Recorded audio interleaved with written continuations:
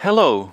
In the last big chapter of this course, we will learn about transforms or transformations, and our main topic will be something that's called a Laplace transform.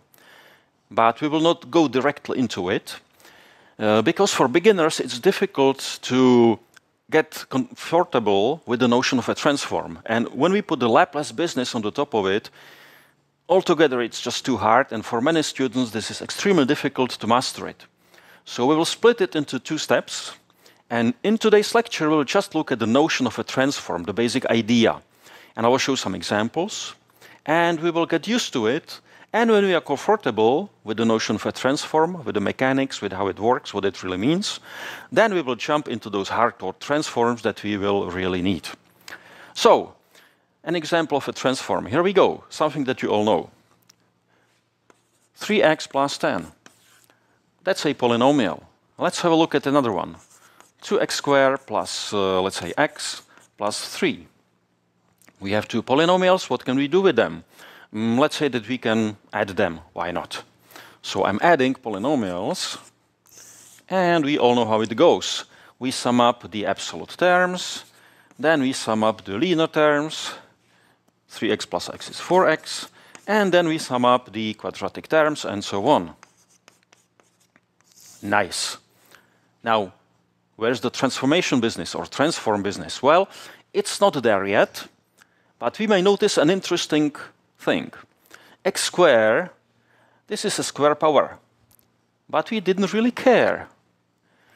This is just a picture, a placeholder, which tells us that 2 is combined with another x squared here, which is missing.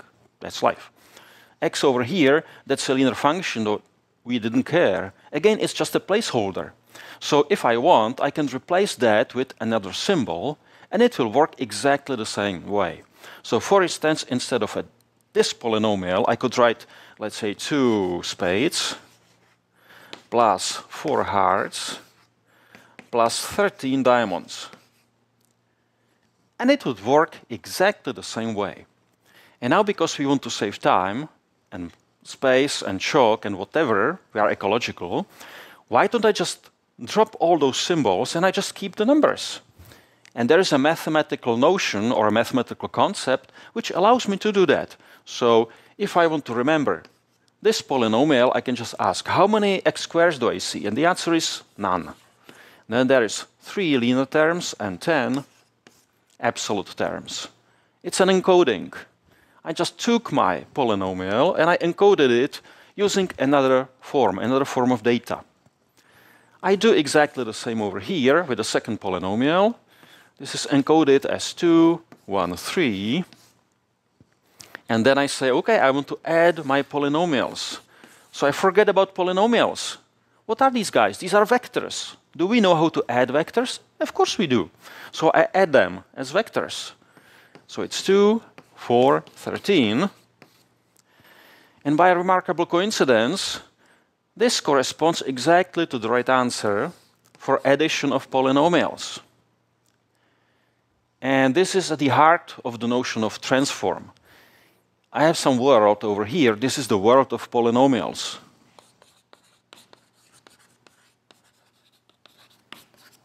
And there is an operation, something I want to do, namely addition. There is another world. This is the world of vectors. And in the world of vectors, there is also an operation of addition, but it's just a coincidence it's called addition. There is simply some other operation which works with the vectors, so it's a different operation. But there is a tie. So transformation or transform means that I take my objects and I map them to different objects. And this mapping should be one-to-one. So for every polynomial, there has to be a unique vector which is encoding it, and vice versa. When I see a vector, I get a polynomial. So a mapping, that's at the heart of the transform. Mathematically, I would call it a bijection. But not necessarily. We will get to it. The important thing is that it's a one-to-one correspondence. Then there are operations, and the trick is that I can choose whether I want to do the operation in one world or in the other world, and the outcome will be again the same as measured by my transformation, by my mapping. So I can either add two polynomials, Or I can move those polynomials to the other world, do the operation there, and come back. So it's like going around, it's detour. And you may ask, okay, why should I do such a detour if I can do it directly? And the answer is, well, this is a very simple example, something that you know. So you are familiar with it, and you can grasp it easily. But there will be examples where going around, making a detour, will be to our advantage. And that's the main point of transform. You are in a situation that you want to handle somehow, but you don't feel like doing it because it's not exactly convenient. So you move the situation into some other setting, and you do your work there. Before we get to some mathematical notions and stuff like that, let me show another example where it will be to our advantage to move elsewhere. Imagine a ping pong ball sitting on a desk. So this is a desk which is horizontal. Okay? Otherwise, the ping pong ball would just drop down. So horizontal desk, ping pong ball on it. We are looking at it from above. And now I'm here blowing at this ping pong ball, trying to make it move. And my friend is over here also blowing at a ping pong ball. We are trying to make it move. Both of them are blowing. So we are acting with a force. What will the ball do? Which way will it go? That's a good question. Now, in physics, they tell us that when we have forces acting somewhere, we can represent them as arrows. So let's say that my friend is blowing like that, and I'm blowing like that. What will be the total force, the resulting force?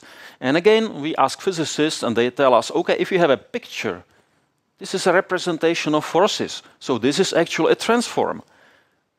At the start, there is something which I cannot really visualize, but there are those forces acting on a ping pong ball. That's the real life.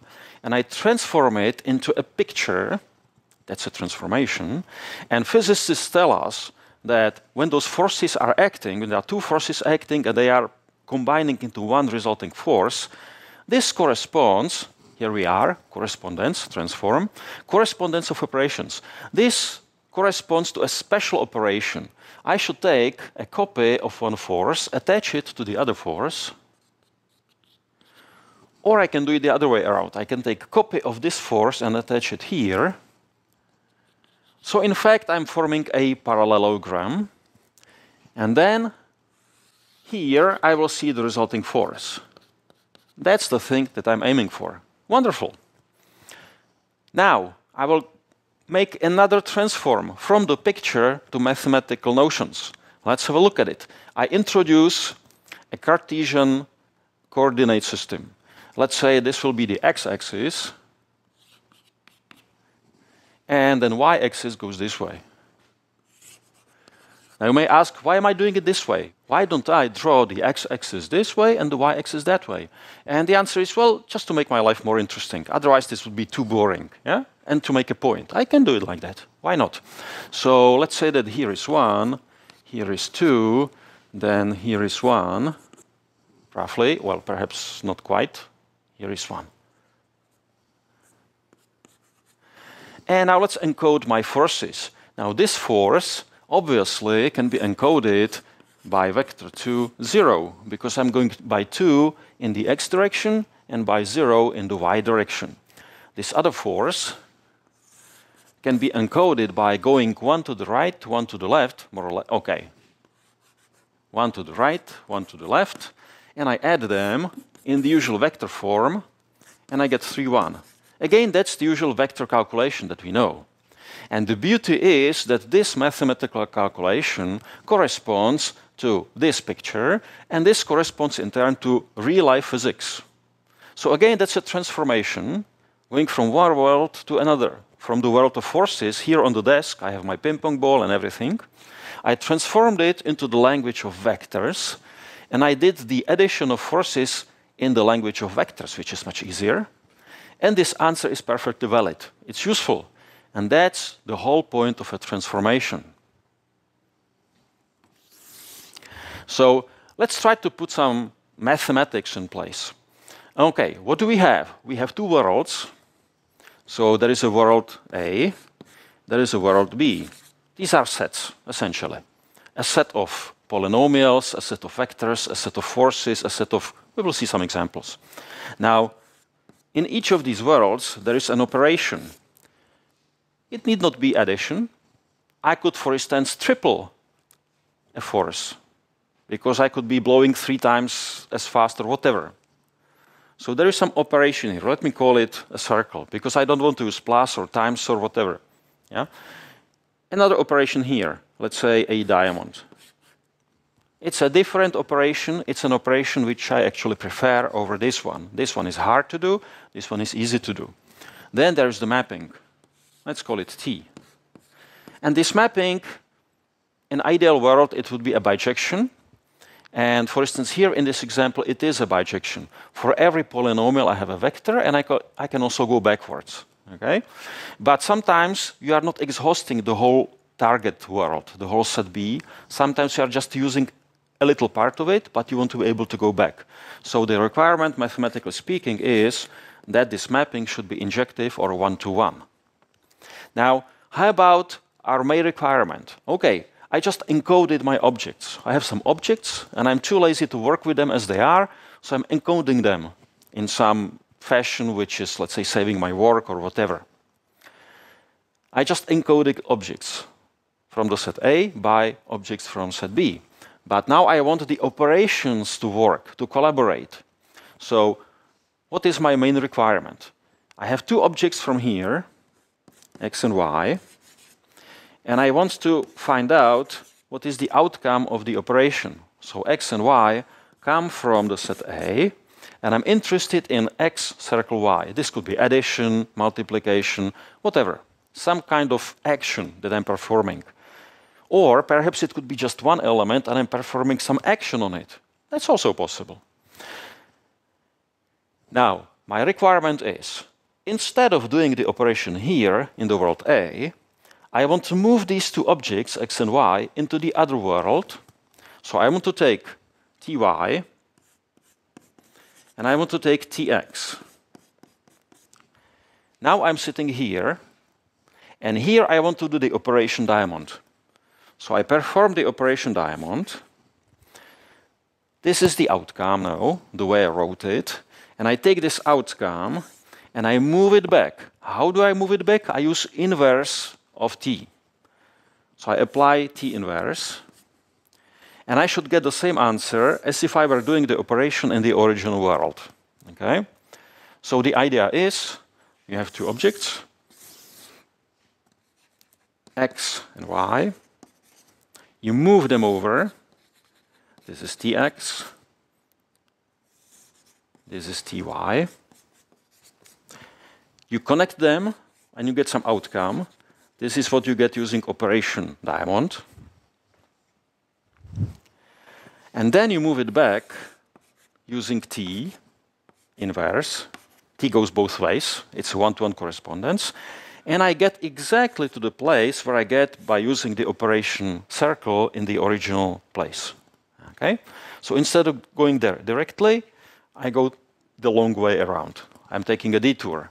And I want to get the same answer. I want to arrive at the same place.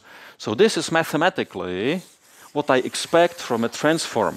When I say a transform in mathematics, I mean that there is some correspondence between 2 sets, 2 worlds. But that's not just it. If I have a correspondence, I would just say I have a bijection or whatever. But on the top of it, there is some action that I want to perform. And there is also another action in this other world. And these actions and this correspondence have to be connected in such a way that it works for me. That I can move my operation from one place to another. I can choose where I want to do it without affecting the outcome. Okay? So this is what it means to have a transform. And I made a slide about it. And hopefully I chose the right notation so that we don't have some confusion here. Yeah, exactly. Now notice that the condition which is outlined over there, highlighted, is different compared to this one. And the reason is that this condition is not really friendly. You look at it and you see there is t inverse, things like that. If I apply t on the left and on the right, then it cancels with t inverse, and we get this. And I can show it in a picture as well. I take 2 elements, I combine them using my operation circle, and I send it over. That's one way. Or I first send the individual guys to the other side, and I combine them using operation diamond, and it should come up to the same. Either I go this way, or I go this way, and it must lead to the same place. So that's the condition which is more convenient, especially when you want to check it. Okay? Now, the next example of a transform will be at the same time extremely simple and challenging. And the challenging part lies in the fact that you have been using this transform most of your life. And it seems natural, therefore. You don't see it as something complicated or even mathematical. You think that it's just there. It's natural. It's trivial. And I will have to convince you somehow that it's not as trivial as it seems, that there is something more behind it. So let's see whether I succeed. Take apples. Heaps of apples. And you are interested in quantity. How many apples do you have? So you have a heap of apples. Let's talk heaps of apples. There is a heap of apples. You look at it, you count for a while, and you come up with 132. Trivial. But my point is that quantity and a number are two separate things. This number is in fact a transform of the actual quantity. They are not necessarily the same objects, but there really is a transform happening. How does it happen? Well, it all lies in the fact that we have 5 fingers on each hand. So for us, it's natural to count using base 10. So when you look at a heap of apples and you want to count them, well, perhaps let's think about counters in a casino. Counters, little discs. And when they have to count them, it's much easier for them to first make one stack of 10 and then take the remaining heap and just transform it by comparison into stacks of 10. And then they're counting the stacks of 10 and perhaps there is something left. Yeah, that's easy.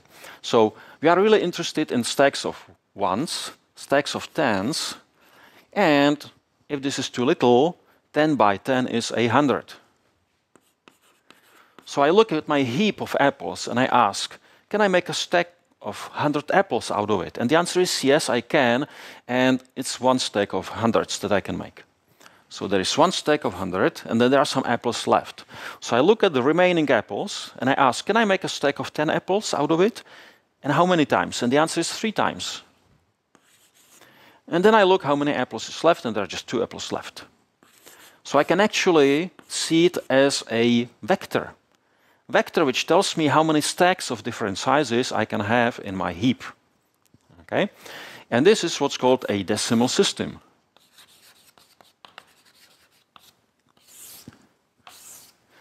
And that's the transformation I want to talk about. This is just a shortcut for this. It's a very convenient shortcut, but it's not really a quantity as such, but it's encoding of quantity, a special encoding of quantity. It's a transform. But imagine now for a second that instead of 5 fingers, the mankind would develop with 4 fingers. And just 4 fingers on each hand. So it would be natural to think of stacks which are 8 high. And if the stack is too small to be practical, I go for 8 by 8, which is 64. So let's imagine that we are 4 fingers now, okay, extraterrestrials, whatever. We look at this heap with 132 apples. See, I keep using those numbers because I'm used to it. But if the mankind had 4 fingers on each hand, this number would be meaningless to us. We would be used to something totally different. What? And the answer is, we look at a heap, and we see that the stack, numbered 64, is there twice. So we remove 2 stacks of 64 apples, which is 128, and there are 4 apples left. So there is no stack of size 8 and 4 apples left. This is octal. So 4-fingered people, when they look at this heap, they wouldn't see 132, they would see 204. A different number describing the same quantity. So that's another transformation. So there are many possible transformations. Let's say that there is another heap, a smaller heap. And as a 5-fingered person, I would see 51 apples in it, which means that there is no stack of size 100, 5 stacks of size 10, and 1 apple left. How about four-fingered people? Four-fingered people can see no stack of size 64. Then there are 6 stacks of size 8. 6 by 8 is usually 48, at least this early in the morning. And then there is 3 left. And now we are getting to the interesting point. Let's say that I have these 2 heaps and I want to put them together. How large is the remaining heap? So I could call it addition for apples, for heaps of apples. I just make one big heap. And I'm asking, how many apples are there? What is the quantity? And the direct way would be just to count them. But perhaps that's too much work. Well, even putting those heaps together, you have to, take a shovel or whatever, make a big heap, too much work. So instead, I'm using transform to change my heaps into vectors. These are vectors. I take this heap and I change it into a vector, and I ask, can I add vectors? And the answer is, yes, I can. I can add vectors. I add units, and I get the right answer. That's the size of the heap. Well, let's see. 183. Is it the same? You can check. It is the same. So that's the transform in place. I have a bijection, or perhaps one-to-one mapping, which goes from heaps to vectors. I have 2 operations, putting heaps together, adding vectors, and they perform the same job for me. And that's what I have been doing all life. When you're putting together things and you want to know how big is the resulting heap or whatever, you just add numbers. But it's deep. There is transform behind it. The reason why you can add numbers instead of doing it in real life is that those 2 operations give you the same answer. This equality or this equality over there is valid for numbers as the descriptions of quantities. If this equality were not true, then counting numbers wouldn't help you in approaching real life. That's the wonderful thing, that mathematics is actually able to describe what's happening in real life. And it works, because it's a transform. Wow. Wow. Now, if I give you a few minutes to think about it, you will say, okay, wait a second. You said, we know how to add vectors. What if there was number 7 here? 7 plus 4 is 11. This is not quite the right thing. And the answer is, okay, this is not exactly the addition for vectors, but it's a special addition. It works like addition for vectors, but then we have this adjustment that we carry over 1 if the number becomes too large. Yeah? That's what we do over here. If there were like 8 over here, 8 plus 5 is 13, and 1 carries over to the next column. Yeah? So it's a special addition, but this special addition works. That's the main point. Okay? So we saw 3 examples of transforms. One of them you have been using since you were a kid, and you learned that this is 2 and this is 3. And these you learned when you got a little bit more advanced. This is perhaps high school or elementary school, grade 8, 9, whatever. Yeah, also high school, whatever. So, in fact, transforms are nothing new. So let me show you another example of a transform which perhaps will be a little bit new for you, and something which is quite useful. I mean, this is also useful. That's why we're using it. It's useful. But let me show you something which is more sophisticated and useful. Okay. Pretty much every civilization sooner or later reaches the stage where people need to do calculations with, let's say, somewhat unfriendly numbers. Taxes, astronomy, perhaps astrology, later on banking, early engineering. And calculations have always been done by hand, which is okay if your numbers are small, and perhaps then you can also use some aids like abacus. But if you're doing calculations with large numbers, this can get problematic, especially if you are using Roman numerals, which is what we have been using here in Europe for over 1,000 years. Fortunately, in the early 13th century, We learned from Muslim scientists about the decadic system, which actually originated in India, and that was a big help. But it wasn't as big a help as we would like to. Let me show you something. Imagine two numbers. Each of them has 8 digits. And I don't want to put some concrete numbers, so I will put slots. 8 slots. That's why I chose 8, because I can make easily 8 slots. And in each slot there is a digit. And here is the second number. And again, drawing 8 slots is actually simple using bisection.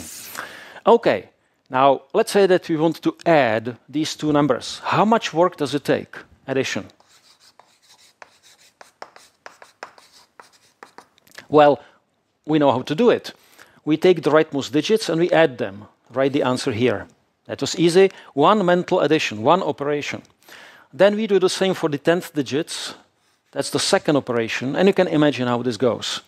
So by the time we get to the end, we made 8 mental operations. Now, you have done some addition in your life before, and you say, okay, wait a second. Sometimes you have to work more, because there can be carryover ones. 8 plus 7 is 15. 5, 1 carryover. That's true. If you got extremely unlucky, you have lots of carryovers, and you get 15 operations. But that's the most pessimistic case. So this is the optimistic case, pessimistic case. You will see soon it doesn't really matter. Because my next question is multiplication.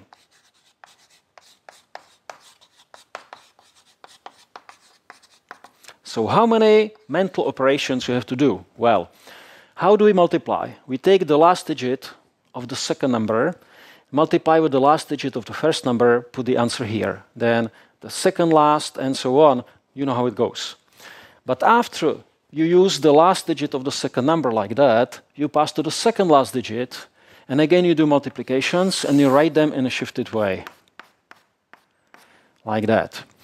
So essentially what we do, for each digit in the second number, we have to pair with all digits from the first number. How many pairings can we do?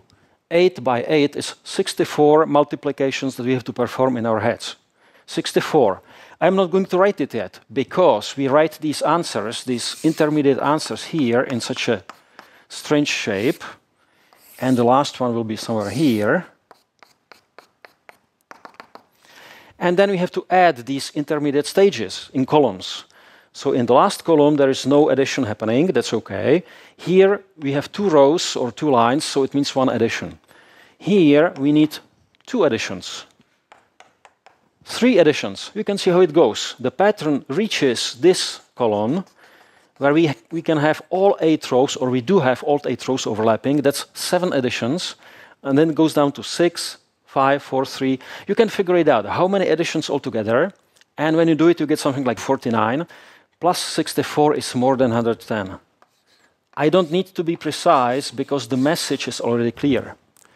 And that was the extremely optimistic case, because I didn't have any carryovers in my calculations. If we get less lucky, we could have like 7 by 8 is 56. I'm writing 6, remembering 5, and so on. We can carry over here. This number can be longer. And then we have 2 columns with 7 additions, not just 1, and so on. So this can skyrocket. You can easily have, let's say, 180 operations that you have to do in your head when you're multiplying 2 numbers, 2 8-digit numbers.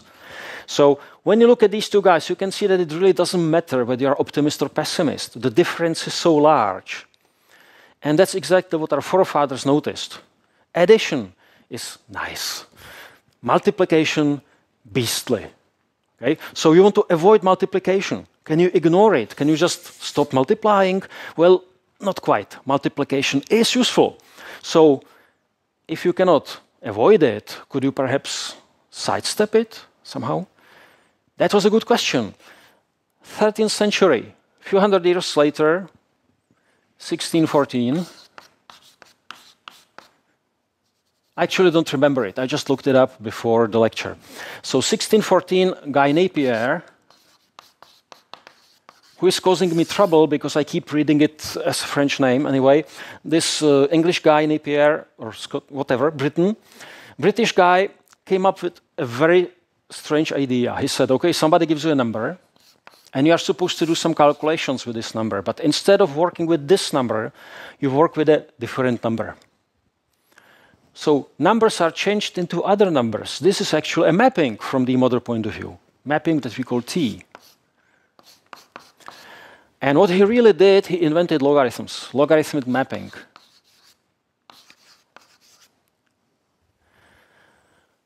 What was the point? Well, he argued like that. Logarithm changes multiplication into addition. And again, he used different point of view, but in our language of transformations, we are arguing in this way.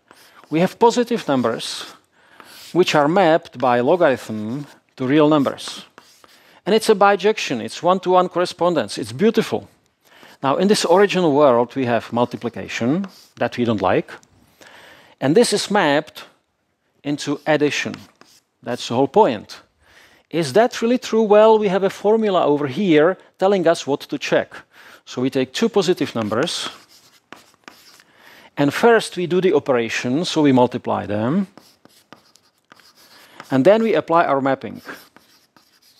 And hopefully, it will be the same as going the other way around. So first we map those two numbers to the other side, logarithm x, so we send it over, and we send y, and then we add them. In other words, we connect them using this operation. So that's the equality which hopefully is true. Is that true? Well, of course it is true. It's one of those elementary identities that we memorized in high school. You know, they forced us to memorize it, and they, gave us those problems where we had to use it to simplify expressions. That was so boring. But now we can see that it's actually useful because it changes one operation into another. So here is how it works. Somebody gives you two numbers, and they want you to multiply them. So you don't want to do that. You change them into logarithms. You add these two to get a new number. And then you use the inverse action, inverse transformation, to get x by y. We just avoided multiplication, which was the point of this exercise. But when you think about it, you say, oh, wait a second. Okay, we avoided multiplication in this picture, but we have to do logarithms by hand. Isn't it even worse than multiplication? And the answer is, yeah, considerably.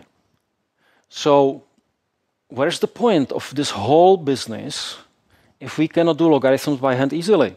And the answer is, well, we outsource it. We let somebody else do the work for us.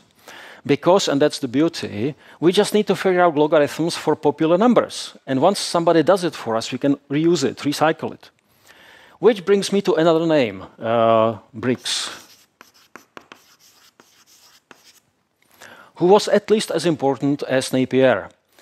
First of all, Briggs argued that the original logarithms of Napier had a base which wasn't exactly practical. But if we used logarithms of base 10, then it will be much, much better. And he was right, of course. And everybody saw it immediately that logarithms based 10 are the way to go. So in calculus, we work with natural logarithm because it has nice properties from the theoretical point of view. But all practical people, engineers, practical scientists, in banking, everywhere, they work with decadic logarithm. And by the way, once we know that it's a decadic logarithm, we know how to go backwards. This inverse mapping actually takes a number and uses it as a power or as an exponent with power base 10. Okay, so now the situation is clear mathematically. We know what we are doing. This is a decadic logarithm. This guy was responsible for it, and not only that, he also published in 1617 a book of logarithms. This is called Log Tables. It was a book. It wasn't all that thick, actually, where on every page you will find a number and its logarithm. A number and its logarithm. And he offered numbers between 1 and 1,000. And those logarithms were calculated with precision 14 digits. And of course, it was done by hand.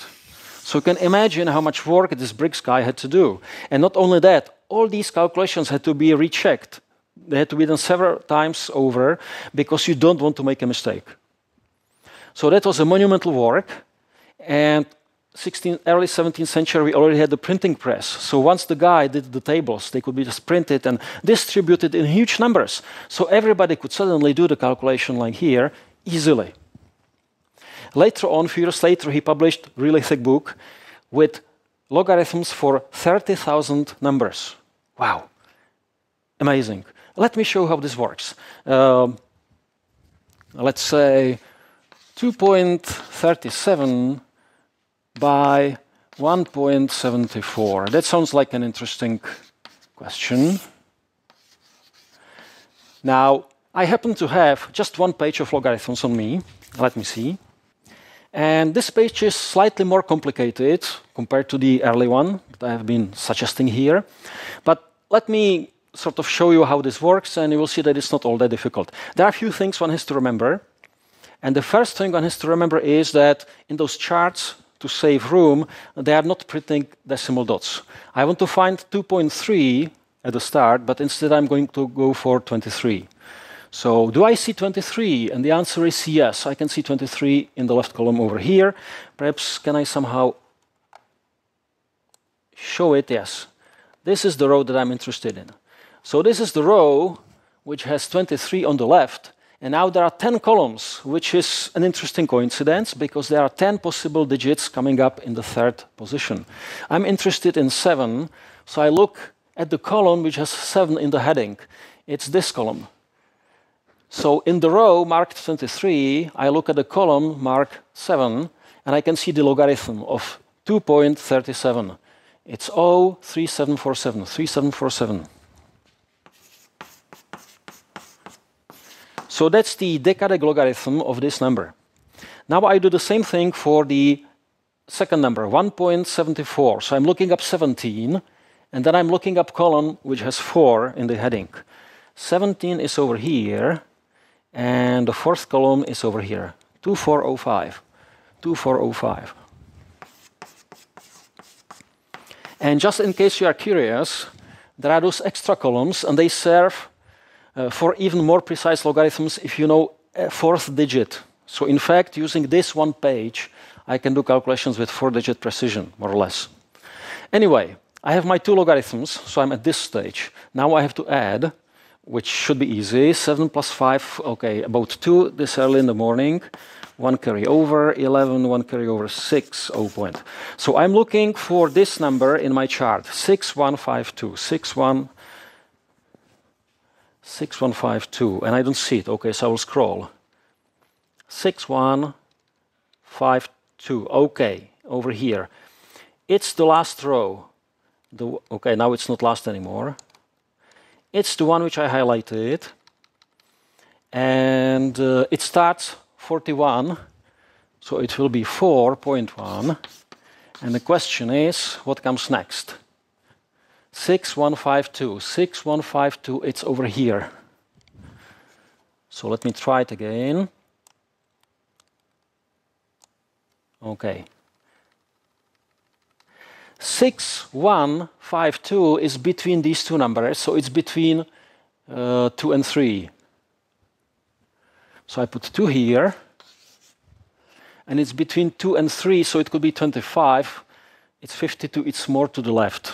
Okay, let me make a wild guess.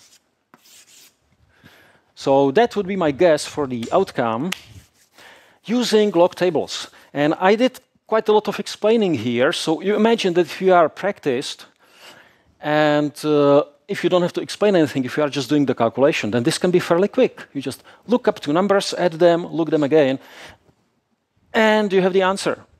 Is it more efficient than multiplication by hand? I think so, even for such a simple example. And when it comes to 4, 5, 6 digits, this is revolutionary. So this is really the way people immediately started to do complicated calculations. This was a revolution in computing, and not just that, because this is not the only identity which I was forced to memorize. So I suffered a lot, and I also memorized that logarithm x over y is logarithm x minus logarithm y, which tells me that division, which is even more complicated by hand than multiplication, can be replaced by subtraction, which is reasonably easy. I can do subtraction, no problem there. How about this one? Logarithm 1 over x is minus logarithm x. Now, this is perhaps not as useful, but it shows that some operations don't have two inputs, but just one input. And the notion of transformation can be adjusted. We don't have to just worry about operations with two inputs, but we can also make a similar formula for operations with just one input. Okay? So the idea of transformation is very general, but I want to talk more about it in the next example. So let's skip it. Let's move to another useful identity. And this one is extremely useful. Logarithm square root of x is 1/2 logarithm of x. Now, when I was at elementary school, I actually learned how to do square root by hand. And it wasn't friendly. It's even worse than division. But instead, I can just divide by 2, which is a very friendly operation. So, as you can see, this logarithmic trick, this calculation using logarithmic tables, actually replaces operations which are least friendly with operations that are very friendly. So this was the basis for all the sciences and for practical calculations for a long, long time. I'll talk about it in a second. But before I get there, let me talk about another invention. Now, sometimes people have to do calculations a lot, and you would need lots of paper and copying things, and that's boring. So people were thinking, can we somehow simplify it? And already in the 1620s, there was an invention called slide rule.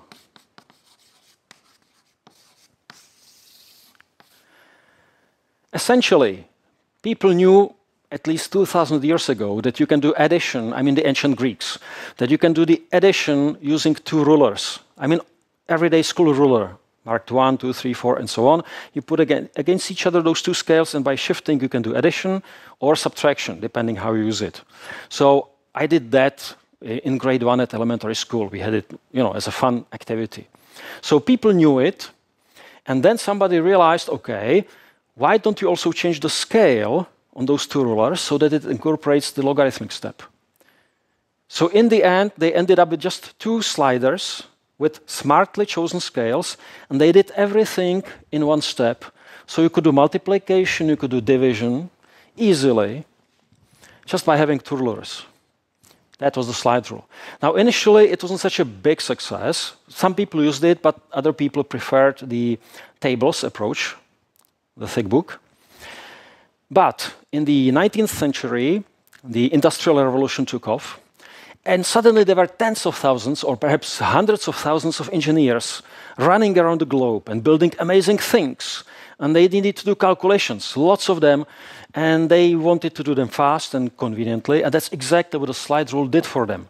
So the slide rule was improved in those days in the 19th century, and it became a really great tool for scientific calculations. Every engineer had a slide rule on his desk, and many of them had one small one in the pocket, which was great. And the slide rule became the basis and the logarithms for all the scientific advances that you can think of until quite recently. I mean, when you look at those big feats of engineering like Eiffel Tower, Empire State Building, Golden Gate Bridge, the Titanic, the atomic bomb, the Manhattan Project, even the space race, the Vostok program, Soyuz program, the Gemini program, the Apollo program, even that one, this was all propelled by logarithms and by slide rule calculations, which is amazing. So for more than 300 years, this has been the backbone of scientific and technological development of our civilization. In 1969, the first man stepped on the moon. And in the early 1970s, there are astronauts still going there in Apollo spaceships. And they still were using slide rule. They had one with them on the moon, actually, in case they needed to do some quick calculations. So that was really a technology which was around quite recently. And I can even tell you one interesting date, 1976. Let me go back a little bit. If you know a little bit about the history of computing, you know that early computers have been around late 40s, early 50s. So you might say, okay, why did they carry slide rules to the moon if they had computers? Well, those computers were expensive and they were huge. That was the problem. One computer could take up several rooms. So for an ordinary engineer, it was not an option, and it wasn't an option for taking it to the moon. In 1972, Hewlett-Packard released the first scientific pocket calculator, HP35, which was good, and probably it would fly to the moon, but it wasn't okay for everyday engineer because it was much more expensive than the slide rule. In 1976, Texas Instruments started to sell TI-30, which was the first scientific calculator, which was cheaper than the slide rule. And that was the moment. This buried the slide rule as the premier tool. And of course, in school, they usually learn things a little bit later. So around 1980, when I was in grade 6, I was actually issued log tables at school, and I was taught how to use them. And we used them in our physics calculations. But a few years later, we got calculators. So I actually lived through this revolution. But anyway, forgetting about computers, even as recently as 1970s, logarithms and slide rule were the kings of computation, of practical computation. So this technology lasted 3.5 centuries. This is amazing. This is the background for the modern technological civilization. And it is all hidden in one very simple logarithmic transformation. Amazing story. Let me show you something before we part. Okay. Speaking of slide rule, this is a pocket slide rule which I inherited from one old engineer who retired a long time ago, and he passed this one on to me. A real leather case, because this was supposed to last for several generations. This is a slide rule. There are some slides. The middle part is sliding. You can see there are lots of scales, because it can do many more things. That's the advancement, the improvements I talked about in the 19th century. Let me show you something. Okay, so what you can see is a typical slide rule. There is a working scale over here. It's actually two scales which are mirrored. So these are used for multiplication, division. And I have another working scale over here. There are two of them, and well, there are reasons for that. You will see a little bit of it later. And I'm going to use the top one to recalculate that example. So 2.37, how do I enter or input 2.37? Well, I'm going to use this accelerate slider, and in this working scale, on the top part, I will find 2.37. 2.37, somewhere around here. And now I align 1 with it in the mirrored part. So over here, okay, I put it away so that we can see it better. I think 1 here shows 2.37. Now, this is an interesting point, because you can see that I'm actually not counting precisely 2.37, I'm just approximating it. So when you are working with a slide rule or with logarithms, you are resigned to the fact that you will get just approximate answers. That's one point. The second point is that, unlike a calculator, where you just need to know the procedure, and then you get the result, here you need to know the procedure, but you also have to have skill. You shouldn't be clumsy. So students of engineering were practicing for hours before they were good enough to actually do calculations on a slide rule without too much error. I haven't been practicing for something like 40 years. So you will see approximation of working with a slide rule. So I think that this one is against 1.37, perhaps a little bit more.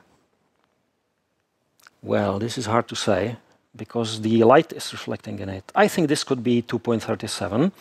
And now, in this second part, in this mirrored part, I find 1.74, which is something like 1.75. This should be easy. 1.5675, 74, let's say, a little bit here. So this is what I find in this mirror part. Let me show you here. And now I go back up into the original part, and I read the answer, 4.1 something.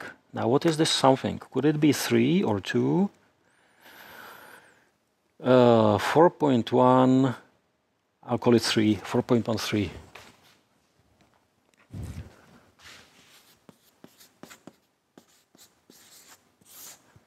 So, here we are. The first result done using logarithmic tables, the second result using my slide rule. Which one of them is correct? Most likely none of them. But if I were to guess, I would trust the first one a little bit more, because if you remember, 2.37 we found precisely in our log tables, so the logarithm was most likely correct. But on my slide rule, which you can see over here, there is a little mark for 2.3 and a little mark for 2.4, but we had to guess 2.37. So I would say that my slide rule is slightly less precise than the log tables that we had, but it's because it's a pocket slide rule. If I wanted better precision, I would get a larger slide rule. The standard in generic size is 8 inches, something like that. I have one at home too, but I don't carry it around because it's too long. And there are even longer slide rules. I have read about one which is something like 7 meters long. Now, that's a slide rule, but not very portable. Anyway, here is a challenge for you. Take your calculator, punch in those two numbers, look at the result and compare. I don't know. I might get lucky and perhaps I'm close. Okay. We can do also division using those two scales. So let's say I stick with the... Well, let me pass to the second one so you can see how this one also works. Let's say that I forgot how much is 6 divided by 3. So I take 6 on the top, align it with 3 on the bottom, for instance, over here. So 6 is aligned with 3, and I go down to 1, and I find that the answer is 2. 6 divided by 3 is 2. Is that right? Oh, yeah, good. Okay, how about square roots? Okay, let's say that I forget how much is square root of 9. So I find 9 over here with my auxiliary slider, and I go down into this other calculating scale, and I find that the square root of 9 is 3. Wow, that's nice. So you can do all kinds of calculations with a slide rule. Let's have a look at the last two scales that we can see over here. One of them, the second from the bottom, is marked sine, and this one allows you to calculate sines. So let's say if you want to know how much is sine of 30, you find 30 on the scale over here. And then you go up, and you see that sine of 30 is 0.5. Is that right? Yeah, that's right. Sine of 30, 0.5. In degrees, of course. So you can do tangent, you can do all kinds of stuff. And this middle slider can be also turned around, and it has also some other scales. So essentially, this little slide rule can do everything that a school calculator can do. And this is a technology which is more than 100 years old, and it has been quite recently the top-of-the-line technology for calculations. This is amazing. I'm really happy that I have this slide rule because it feels very romantic to work with it. I actually don't work with it a lot, but yeah, it feels good. So this is it for this extremely useful, but in fact quite simple transformation. This is probably the single most useful transformation in human history. So let's enjoy it, and let's move to another example. Now we will make a step aside. We will look at an application which is very different from those that we had before, but I think it will be useful. Imagine that you have a group of students, and typically students go to all kinds of activities. For instance, they go to classes. That's what students do quite a lot. So they go to mathematics class, physics class, history class. Perhaps they go to a field trip, they go to gym, all kinds of stuff. They go to pub in the evening. And you want to keep track of which student is attending which activity, because typically they are not always all participating. So for instance, somebody calls in sick when they go to a pub or something like that. Sometimes this is official. For instance, you may have this group of students splitting into halves. One of them goes to Spanish class, the other one goes to French class, things like that. So you want to keep track of that. And perhaps you want to make some analysis, like is there a student attending all activities or things like that. So how do you handle a situation like that? Well, as a mathematician, when you hear about this situation, you think immediately of sets. So you start with one big set, universal set. And these are all students' sets.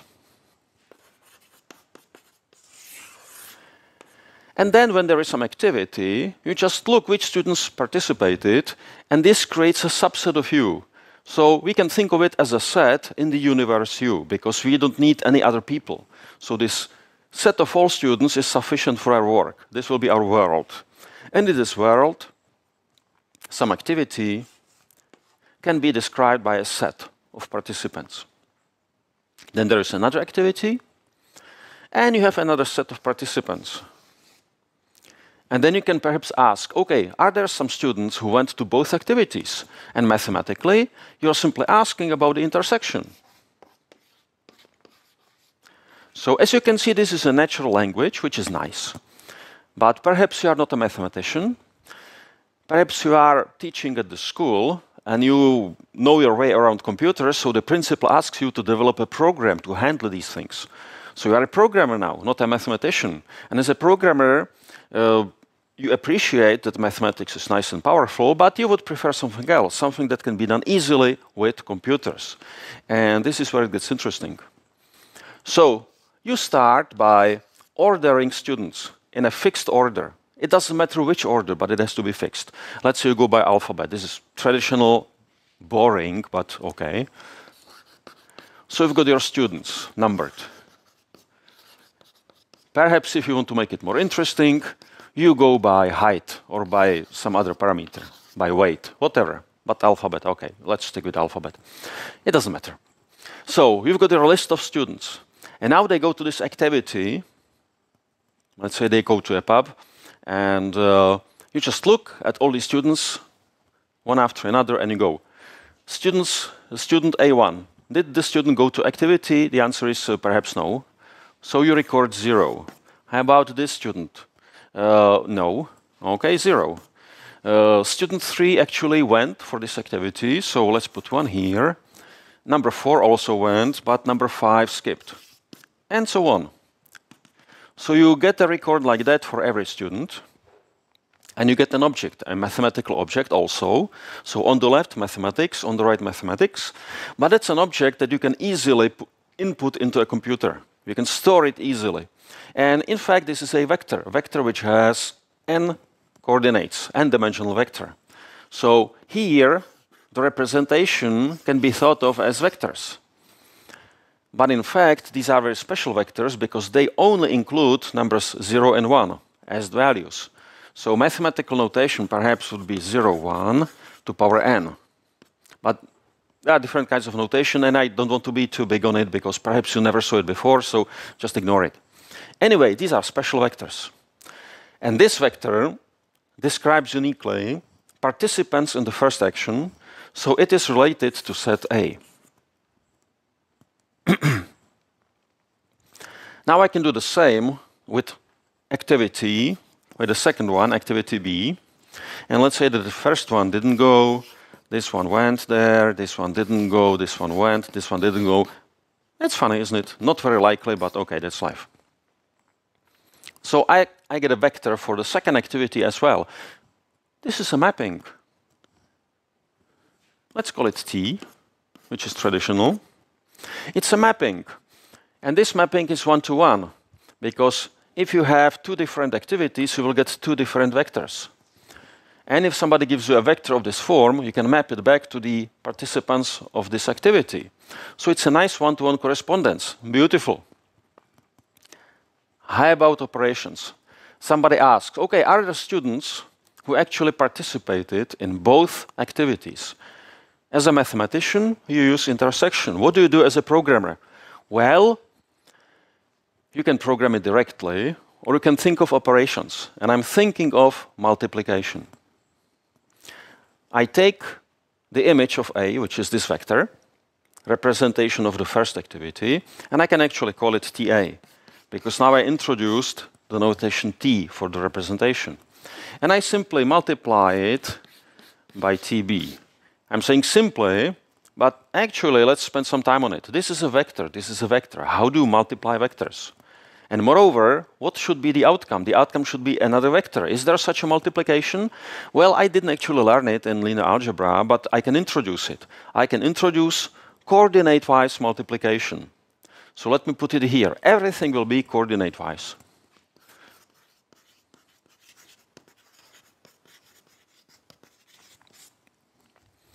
How does it work? 0 times 0 is a 0. 0 times 1 is 0. 1 times 0 is 0. 1 times 1 is 1. 0 by 0 is 0. I create a new vector. I just see them lying one under another. And for each column, for each coordinate, I just multiply and I get a new vector. So that's an operation that can be done easily. That's why I called it simple multiplication, because we are just multiplying like that. And multiplying zeros and ones, every kid can do it. No problem there. You get a new vector, And now the trick is that this new vector corresponds exactly with the intersection. How do I know? Well, let's think about it. How can I get 1 in the outcome here? Well, the only way to get 1 is by multiplying 1 by 1. 1 by 1 is 1. That's the only way. What does it mean? Well, it means that this particular student went to the first activity, this particular student went to the second activity, so this student is here in the intersection. So really this is a good representation, because on a computer, if you do this coordinate-wise product, it will give you the intersection. It works. What does it mean? It means that our T is a transform. It transforms operation from one world, from the world of sets, operation which is called intersection. It transforms it into operation in the world of vectors, which is coordinate-wise multiplication. Neat, but that's not all. But we are already seeing something new, because all the previous examples we are talking about algebra, addition, multiplication, boring. This is something new. This is intersection.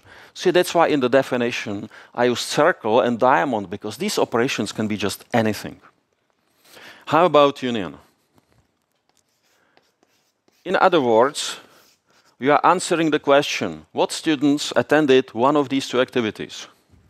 And the answer is, you form maximum of these two representations.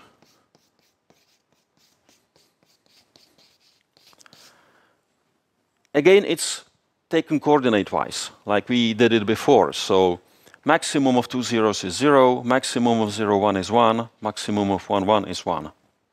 If you want, you can write plus here, but that would have to be a special plus, a logical plus.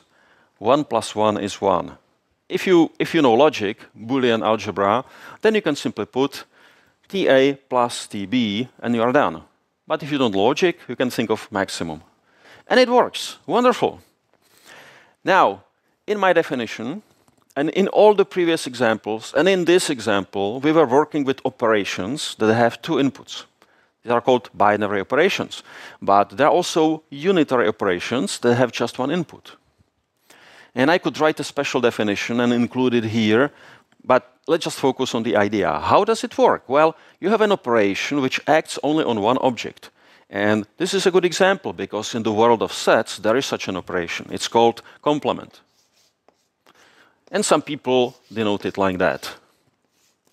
So in fact, this is the answer to the question, which students did not go to activity 1? Here is the students that went to activity 1, and these are the students that did not go there. How would I answer this question in the world of computers as a programmer? Well, I simply take a vector which consists of all ones. That's the traditional notation. And I subtract the vector TA. Again, this is coordinate-wise subtraction. So I simply write a vector of 1, 1, 1, 1, 1, and for each coordinate I subtract. Easy. I mean, programming this is a child's game. This is a very simple representation, but it does the job, and it does it perfectly. Okay, so now we can see that when we are talking about transforms, we can also think of unitary operations. But there are more things that you can do. See, the point of this example is to show that transform, as I wrote it in the definition, is actually just a glimpse into what transform means. The idea of transform is that you can do something, instead of in one world, you can do it in another world. And this something need not be an operation. It could be also something else. Simply some action that you want to do or some question that you are asking. So let me give you an example. There is something which is called binary relation. If you never heard about it, doesn't matter. Binary relation means that there is a relationship between objects, and you're asking, is it true or not? So for instance, there is a relationship called inclusion. And it's a question.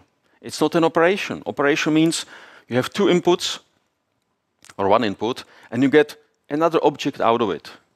Here you are not getting any object, you are getting answer. You are asking, is it true that A is a subset of B? That's a question. And the outcome of this action is answer, yes or no. So that's a totally different animal. That's not an operation, that's a relationship if you want.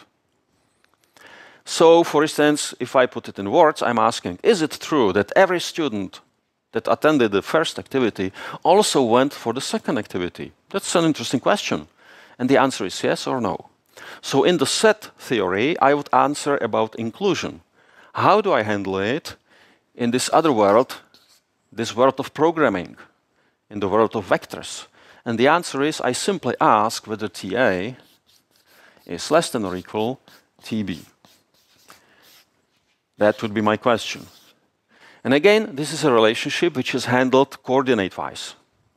So I simply go coordinate by coordinate. I'm asking, is this number less than or equal to this number? And the answer is yes. So far we are okay. Because I have to handle it as a whole thing. I want to see all coordinates related like that with inequality. So I keep going. I ask, is this guy less than or equal this one? Yes. So far so good. Is this guy less than or equal this one? No. So it's all wrong.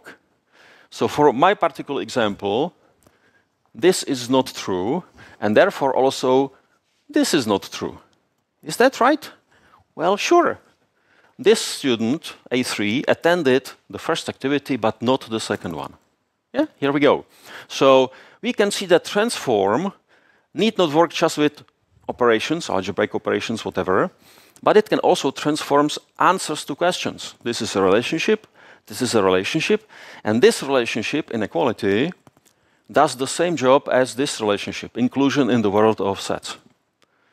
So in fact, if I wanted to write a very general definition of a transform, I probably wouldn't be able to do that because there are many things that you can do in one world, and I probably wouldn't be able to list all possible ideas that one can have. Let me just go with the relationship. There is another relationship which is very useful, which is the notion of disjointness. So I can ask, the sets A and B, are they disjoint? Which means that the intersection is empty.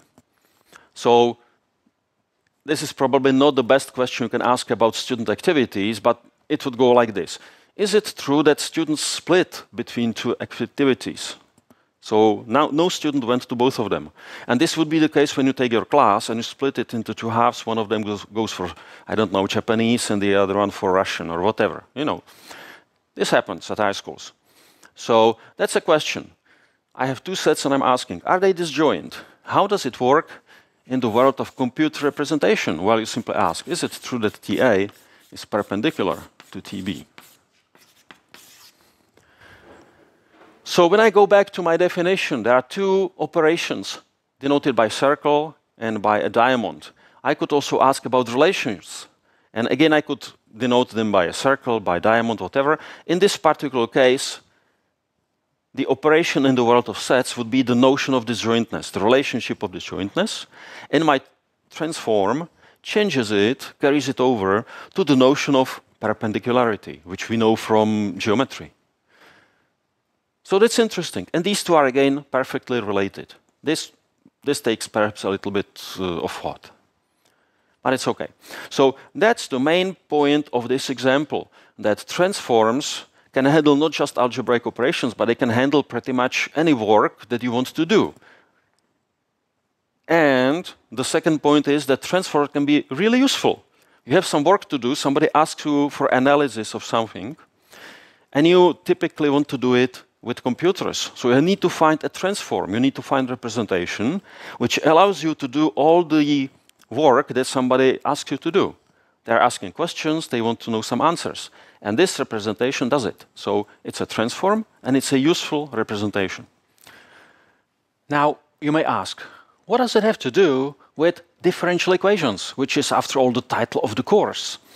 Let's have a look at it. Something simple. Y prime plus 5y is e to x. Why not? Okay? We have a differential equation. Now,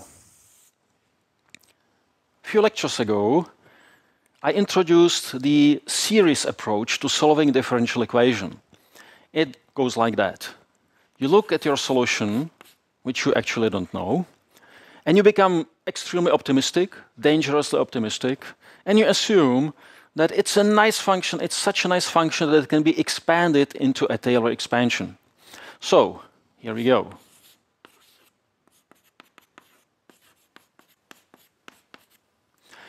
which means that there are some coefficients ak, so that if you use them to form a power series, then this power series as a function agrees with y on some interval. Okay?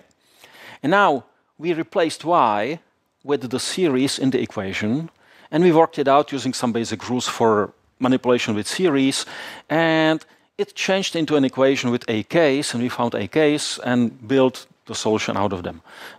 That was the approach. But now, remember the first example of today's lecture. This is, in fact, an infinite polynomial. We can think about it that way. So we can ignore all this business with x2k and whatever. We can just keep the coefficients, and we have our function stored. So this is, in fact, a transform.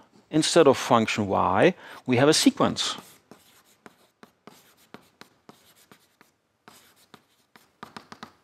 An infinite sequence of real numbers. It's a mapping. Let's not worry for a while about the mapping being one-on-one from where it goes to where it goes and so on. It's a mapping. Let's roll with it. Are there any rules for this mapping? That's a good question. Imagine that you have two functions, f and g, and each of them gets mapped into a sequence. So there is some power series hiding behind, but let's not worry about it yet. I have one sequence for one function. Okay, let me put it this way. And a sequence for another function. What if I want to add these two guys, f plus g?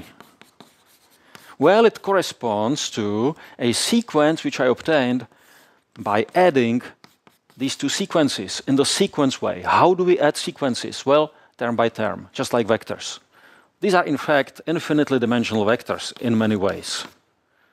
So I'm going to write the first few terms just to show how it goes. So operation, namely addition with functions, can be replaced fully by an operation with infinite vectors, with sequences. So again, this is a transform. It's a very nice transform because it allows me to change one operation into another. This doesn't look like big savings, but okay.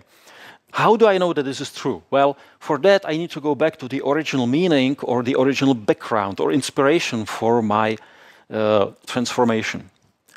What does it mean that f corresponds to this sequence? It means that f is, in fact, a summation of a corresponding power series, and g is a summation of another power series. And now for sum of power series, we have a rule which goes like that. And we see that the summation f plus g, that's a new function, can be expressed as a power series with coefficients ak plus bk, which is exactly this. Okay? So knowing the background allows us to actually see how these rules come about. We just go back to the background. So this is a remark. But from practical point of view, it's just enough to remember that when you want to add functions, you are just adding their representations, these sequences.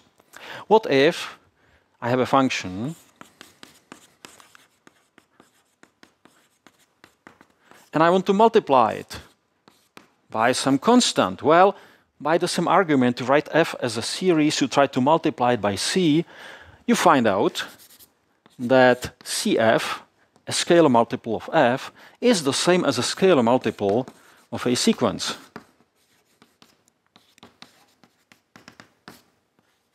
So again, that's another handy rule. Instead of doing the multiplication in the world of functions, I do it in the world of sequences. Now it gets interesting. I have a function, and I want to pass to a derivative. For some reason, I don't feel like differentiating, although I know how to do it. I'm really good in calculus.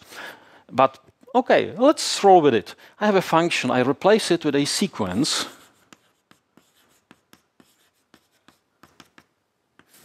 And my question is, how does the operation of derivative appear in the world of sequences? What is the corresponding operation here? That's a good question.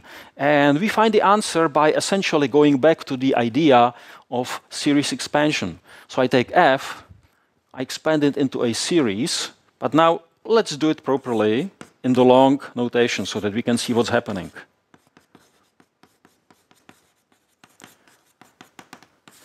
And we differentiate. Well, we all know how to differentiate. This guy is gone. There will be a1 plus 2a2x plus 3a3x squared plus and so on. And now let's recover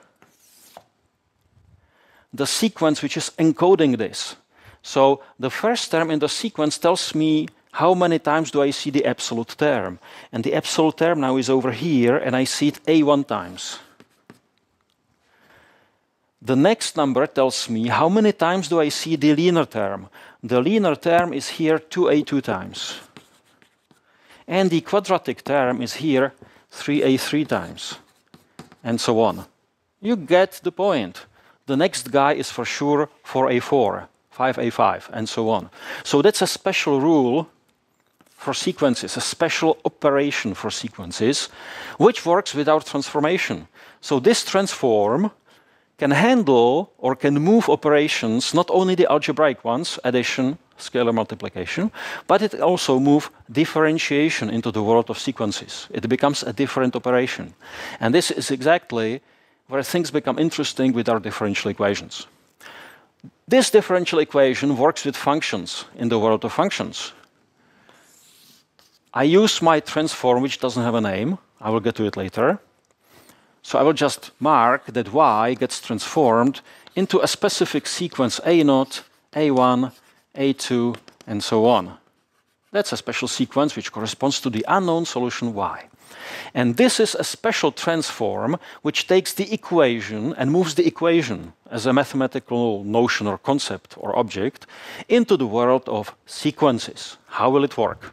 Well, first of all, on the right, a function.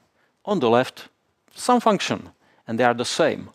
So when I map this function and when I map this function, when I transform them, then also the outcomes must be the same. Okay? Because when you have a set and you have a point and you transform it twice, because you look at it from different points of view, for instance, you must end up at the same place. You cannot end up at two different places. So the image of this part and the image of that part will be again equal. In other words, mathematically speaking, equalities are transformed into equalities. Now, what will be the transform of e to x? Well, we just expand it into a series, or we find it in some tables. Remember logarithmic tables? Well, essentially, there are also tables for functions. You find expansions in them, and you just look up the coefficients. Now, we know the expansion for e to x. It's 1 plus x squared over 2 factorial plus x cubed over 3 factorial, and so on.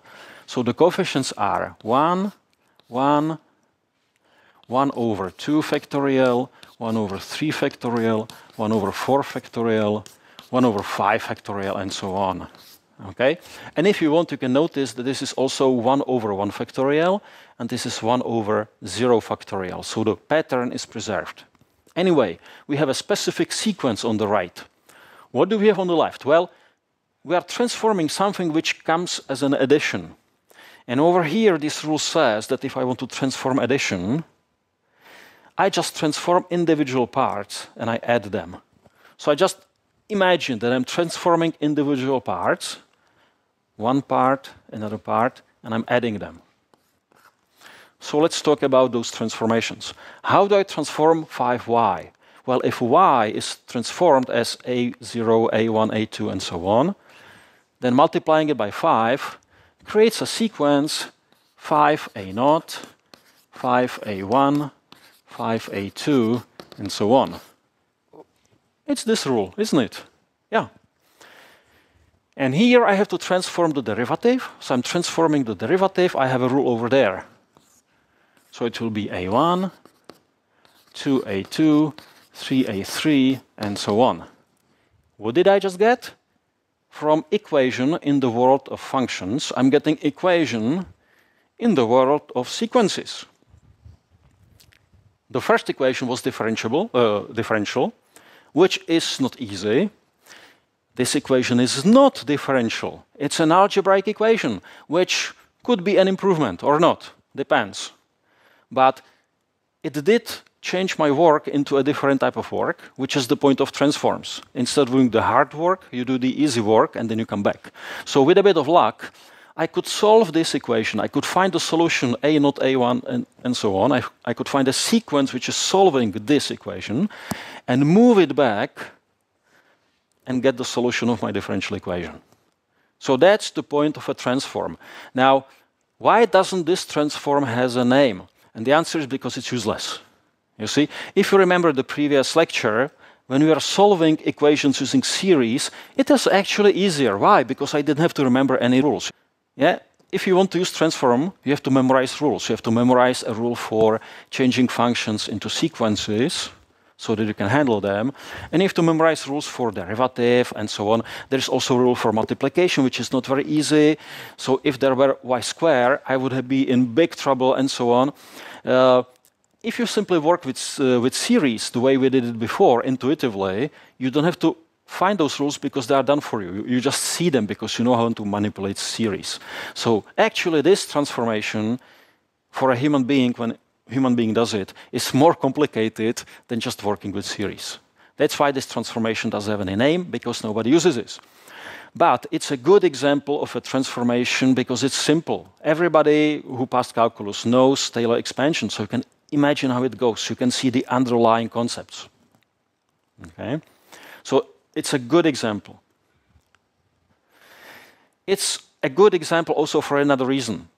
When applied people use transforms to solve differential equations, and we will see it very soon, we will see some useful transforms, they typically ignore the mathematical background to smaller or larger extent, and they just focus on rules because that's all that you need.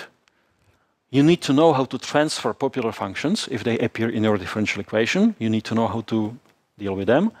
And you need to have some rules for transforming derivatives, linear combinations, and that's essentially it. Once you have those rules, you just transfer an equation, solve it in this other world, and transfer it back, which can be also done by memorizing some tables or looking it up in some tables. So for applied people, transformations are typically just a set of rules, which is grammar, and set of, let's say, concrete transformations, which is like a dictionary. So all you need is a dictionary and grammar, and you can use transforms fairly routinely without really knowing much about the mathematical background. This can be sometimes dangerous. So let me go back to the question that I skipped a little bit. What kind of functions can I transform into sequences? And that's a very good question. What does it mean that we transform function into a sequence? It means that there is a Taylor expansion. So it means that there are some coefficients, and we actually know what they are. AK is the kth derivative of f at 0 divided by k factorial. So this is actually a very nice transform because we know how to do it. We know how to calculate those AKs. But the problem is, first of all, your function, well, I used y here, I have to use y here, sorry. Your function has to be nice enough to have all those derivatives, but that's not enough. Imagine that you have a function, you find those AKs using derivatives because the function is nice, you form a series out of it, and this series is some function. Now the question is, will it be the same function as this one? And the answer is not necessarily. So this is a big problem. It's not enough to have nice functions so that you can form those AKs. The function has to be even nicer so that the resulting series gives you exactly the original function. And then you can write equality here. And then it all makes sense. So a good question is, can we recognize what type of functions can be used in this way? Is there some test? I give you a function and you apply some easy test and you tell me it can be done, it cannot be done. And the answer is no, not yet. In a few hundred years that people were worrying about this or wondering about this, they were not able to come up with a simple test that would recognize what kind of functions work like that. So this is really a very difficult thing conceptually. But when you just work on the level of rules, it's in fact quite simple. Okay? But it's useful to inquire about questions like that because this will be helpful later on. Okay? in particular, you solve your equation and you want to go back. And the question is, okay, so you found some sequence, but can you find a function from which it comes? That's a very good question. These are very good questions, which are practical because you solve your equation in some new world and you do want to go back. Okay? So this was an example which is, let's say, elementary for a graduate of the calculus course, but it's useless. But to part with this example on, let's say, a slightly more optimistic note, there is something which is called Z transform or Z transform, depending on which side of the Atlantic you live, essentially. So this Z or Z transform goes like that. Instead of expressing my function as a power series, Taylor series, I express it as a summation which goes k ranging from negative infinity to infinity. So essentially it also means that I'm considering things like 1 over x squared, 1 over x cubed, and so on. Also the negative powers, which greatly enhances the set of functions that can be expressed like that. This is a much more powerful tool, and of course we can use it as a transform. We ignore the series business. Now it's a two-ended series, so one has to adjust the theory a little bit. So we ignore this business, and instead we just remember that you are working with a two-ended sequence of coefficients. And this is called Z transform. And the remarkable thing is that essentially these rules carry over. Just instead of sequence that goes to infinity, you have a sequence that goes to infinity on each end, so to speak. But the rules are more or less the same. And this transform is actually quite useful, not for solving differential equation, but yeah, it sometimes helps there as well. But there are also other uses. So people who study more advanced mathematics quite often encounter this Z transform. So I said this is fairly useless, but with a little bit of modification, you get something useful out of it after all. But we are not going to worry about it, okay? Take this just as an indication that this is not a totally, let's say, useless idea. Okay, that's it for the introduction. So hopefully, by now you have some sort of idea what a transformation means. It's a way of changing mathematical objects, but also more complicated objects, like equations, from one world to another, and doing your work in this new world, and then going back. And in order to be able to do that, you need some rules which tell you how operations in one world transform into operations in the other world. And that's all you need to know for transformations. And if you are comfortable with it, if you are happy about it, then the next chapters should be, or the next lecture should be much easier for you. Okay, that's it. See you next time.